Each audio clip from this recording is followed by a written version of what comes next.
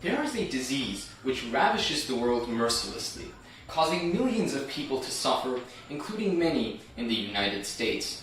The human immunodeficiency virus and its advanced form, acquired immunodeficiency syndrome, is a serious condition that attacks the body and weakens its immune defenses, ultimately destroying it. Due to the severity and seriousness of the condition, in addition to the ease in which it is transmitted, it is essential that the public be informed in order to remain safe and limit the spread of the disease. Therefore, HIV and AIDS are two significantly dangerous, incurable conditions, and although preventative measures exist, millions of people are forced to live with it each and every day. In this presentation, I want to discuss the history of the disease, its effects on the human body, in addition to the treatment and prevention options which are available. The disease is believed to have originated in the Democratic Republic of the Congo in the 1920s, after SIV, a simian variant of the virus, crossed the species barrier, transforming into HIV that we know today. In 1981, a team of US researchers discovered abnormally high rates of rare cancers and infections in a group of otherwise healthy gay men. This phenomenon was dubbed GRID, or gay-related immune deficiency, but after the CDC revealed that anyone could acquire this disease, the name was changed to AIDS, acquired immunodeficiency syndrome. The CDC describes the condition as a disease at least moderately predictive of a defect in cell-mediated immunity occurring in a person with no known case for diminishing resistance to that disease.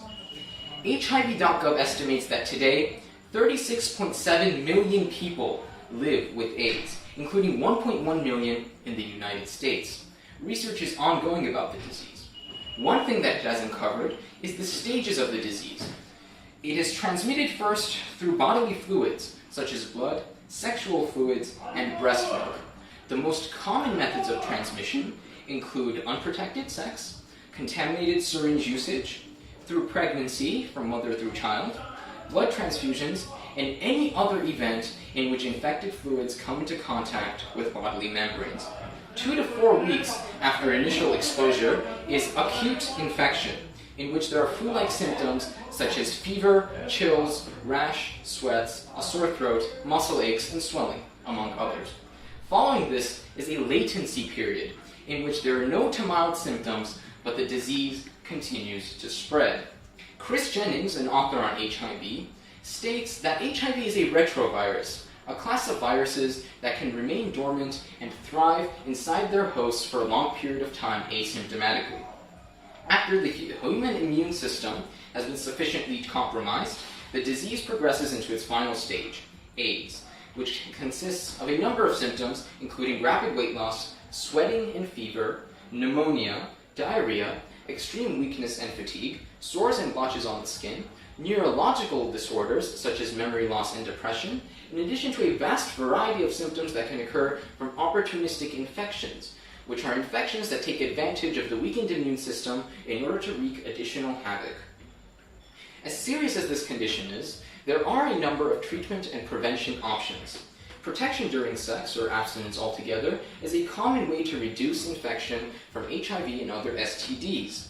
Male circumcision has also been found to reduce infection rates and is recommended in areas where HIV prevalence is particularly high. Pre-exposure prophylaxis is a medication regimen that is taken daily and has been shown to reduce infection rates in people who are at high risk for HIV. How is the disease diagnosed? HIV.gov states that a blood test, not the symptoms, is the primary and most definite way to diagnose HIV infection.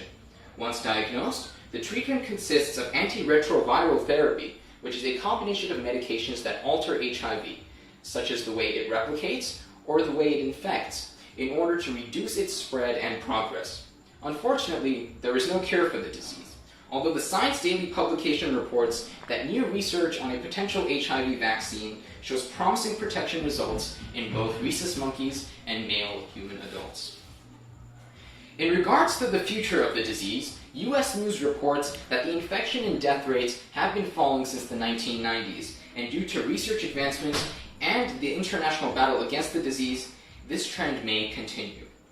Indeed, HIV is a large and serious threat in our world today, and it is necessary to be informed of signs, symptoms, and treatment and prevention options as well.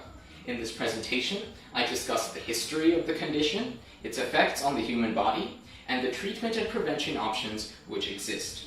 Therefore, it is important to be safe, to be informed, and to get tested in order to make sure that this disease is eradicated from the face of the earth.